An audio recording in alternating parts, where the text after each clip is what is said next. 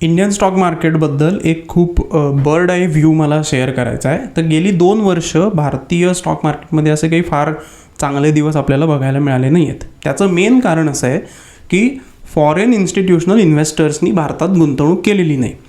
आता काय असतं, एक साधारण जगात जो काही पूर्ण फंड्स ॲलोकेट केले जातात त्यातले साधारण 25% हे US ला ॲलोकेटेड असतात, 9-10% चायना, 2% इंडिया, असा एक हिस्टॉरिकल ॲव्हरेज आहे.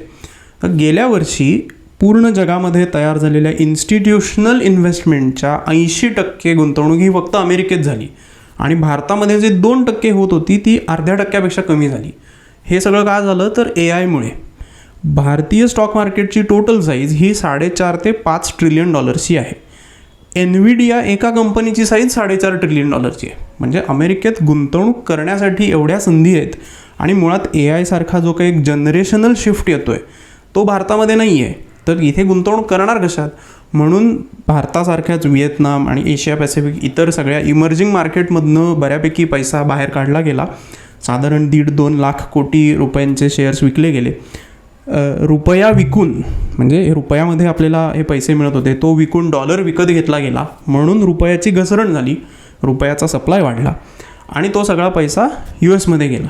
आता जेव्हा कधी ही गाडी थांबेल, एकतर तो AIचा बबल फुटेल किंवा इन्व्हेस्टमेंट सॅच्युरेशन येईल आणि इंडियामध्ये काहीतरी अपॉर्च्युनिटीज मिळतील, तेव्हा तो सगळा पैसा परत फिरून भारतात येईल.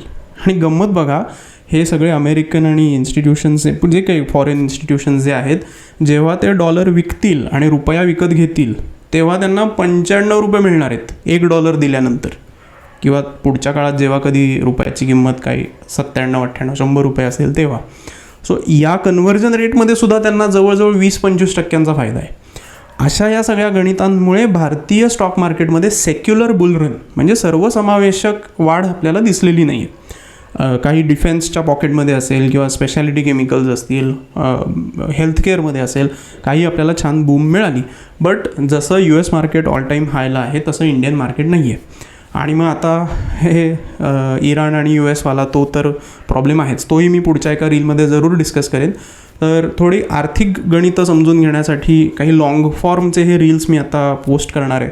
तुम्हाला जर ते इंटरेस्टिंग वाटत असतील, ते समजून घ्यायची इच्छा असेल तर जरूर या पेजला फॉलो करा. थँक्यू.